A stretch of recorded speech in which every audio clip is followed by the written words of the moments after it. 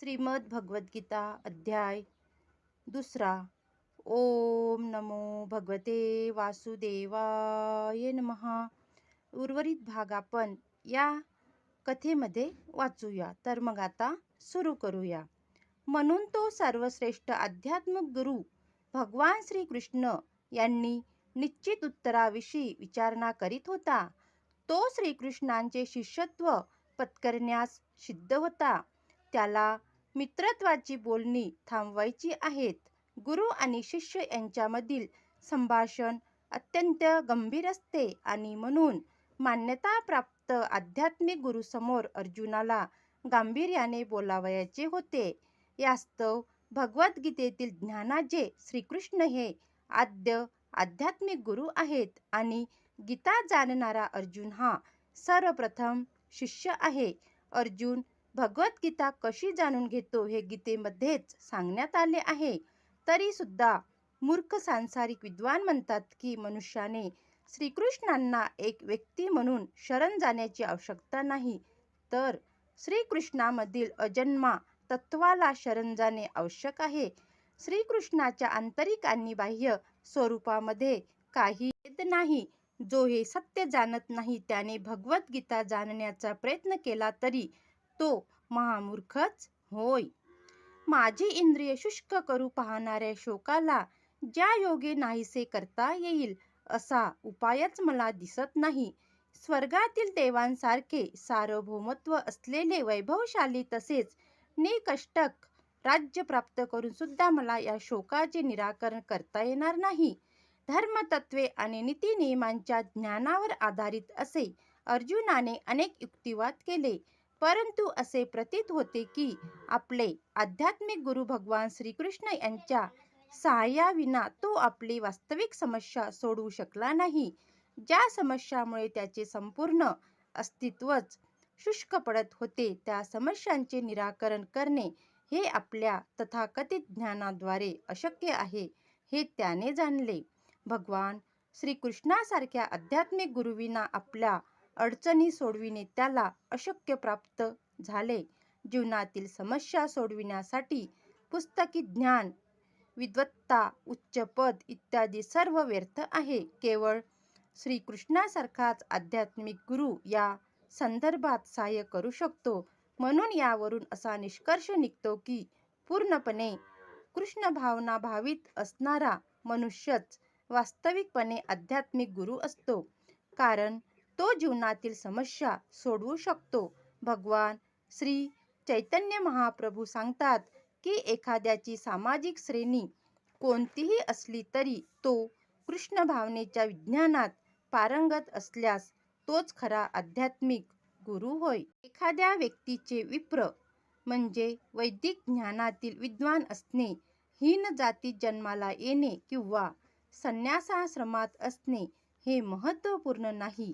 जर व्यक्ती श्रीकृष्ण विद्वानामध्ये पारंगत असेल तर ती पूर्णपणे आणि अधिकृत आध्यात्मिक गुरु होय. चैतन्य चरितामृत मध्ये म्हणून कृष्ण भावनेच्या विज्ञानात पारंगत असल्याविना कोणीही प्रमाणित आध्यात्मिक गुरु होऊ शकत नाही.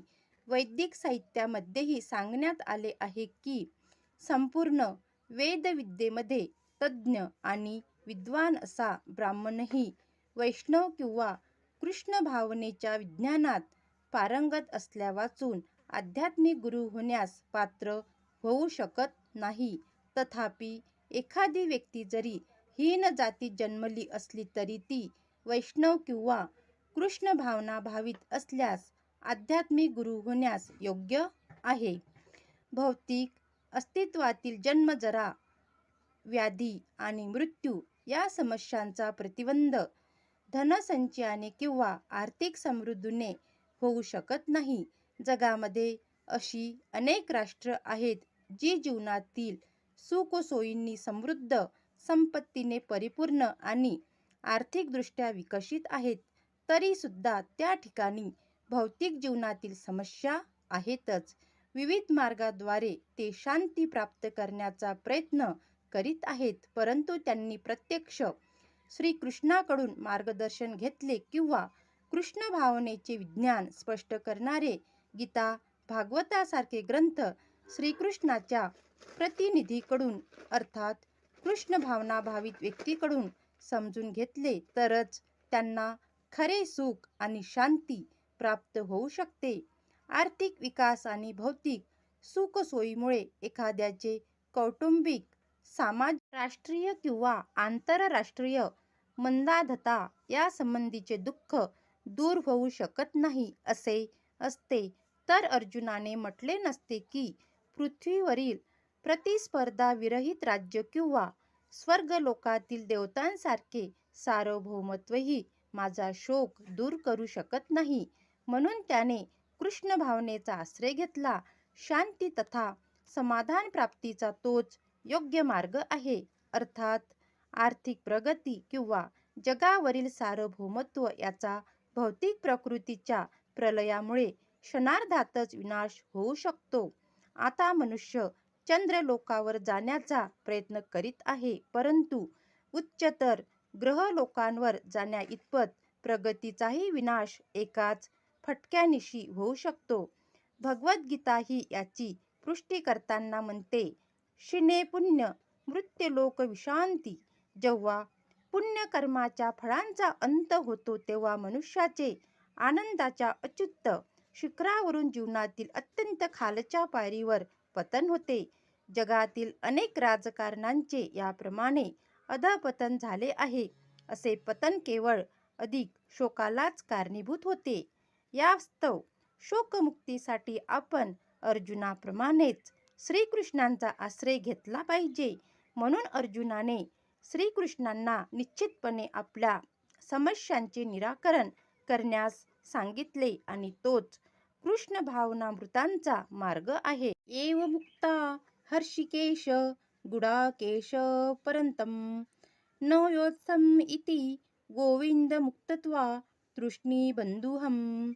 संजय म्हणाला, याप्रमाणे बोलून झाल्यावर परंतप अर्जुन श्रीकृष्णांना, हे गोविंद, मी युद्ध करणार नाही असे म्हणून स्तब्ध झाला. अर्जुन युद्ध न करता युद्धभूमीचा त्याग करून भिक्षाटन करण्यास जाणार होता हे समजल्यावर धृतराष्ट्राला निश्चितच आनंद झाला असला पाहिजे. पण शत्रूला मारण्याइतपत अर्जुन सक्षम आहे असे सांगून संजयाने धृतराष्ट्राची निराशा केली. थोड्या वेळापुरता जरी अर्जुन आपल्या कुटुंबावरील प्रेमामुळे व्याकुळ झाला होता तरी तो शिष्य म्हणून परमश्रेष्ठ आध्यात्मिक गुरु श्रीकृष्ण यांना शरण गेला.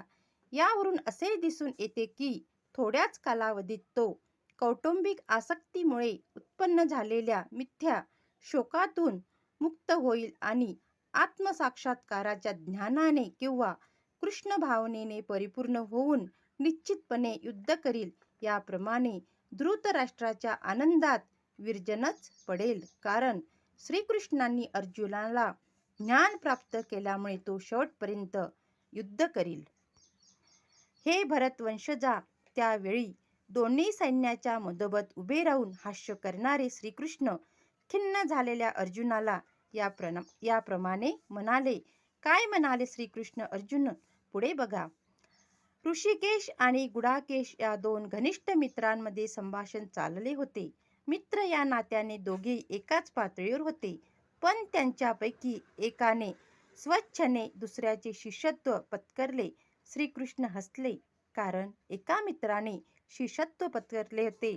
सर्वांचे अधिपती या नात्याने ते नित्य सर्वापेक्षा श्रेष्ठ आहेत. तरी सुद्धा भगवंत आपल्या भक्ताशी मित्र, पुत्र किंवा प्रियकर यापैकी कोणताही संबंध ठेवण्यास तत्पर असतात.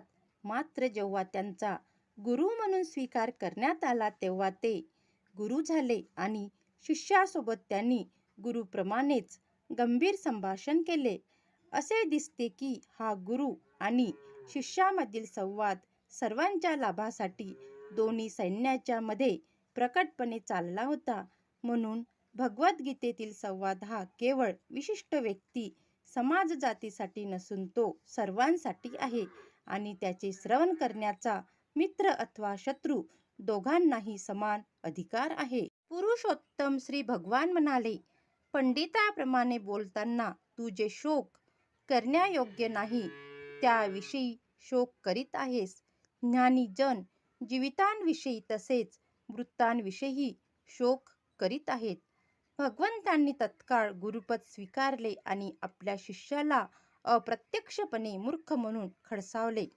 भगवंत म्हणाले, तू एखाद्या विद्वानाप्रमाणे बोलत आहेस, पण शरीर आणि आत्म्याचे ज्ञान असणारा विद्वान पुरुष जीवितावस्था किंवा मृतावस्था याविषयी शोक करीत नाही, हे तू जाणत नाहीस. पुढील अध्यायांमध्ये सांगितल्याप्रमाणे जड तथा चेतन आणि उभयंताच्या नियंत्रकास जाणणे म्हणजेच ज्ञान होय. राजकारण आणि समाजशास्त्र यांच्यापेक्षा धार्मिक तत्वांना अधिक प्राधान्य देण्यात यावे असा अर्जुनाचा युक्तिवाद होता. पण त्याला माहीत नव्हते की धार्मिक तत्वापेक्षाही जड प्रकृती, आत्मा आणि परमात्मा याविषयीचे ज्ञान अत्यंत महत्त्वपूर्ण आहे आणि या ज्ञानाच्या अभावामुळे त्याने महान विद्वान व्यक्तीचा आव आणायला नको होता. वास्तविकपणे तो विद्वान नसल्यामुळे शोक करण्यायोग्य नसणाऱ्या गोष्टीविषयी व्यर्थ शोक करीत होता.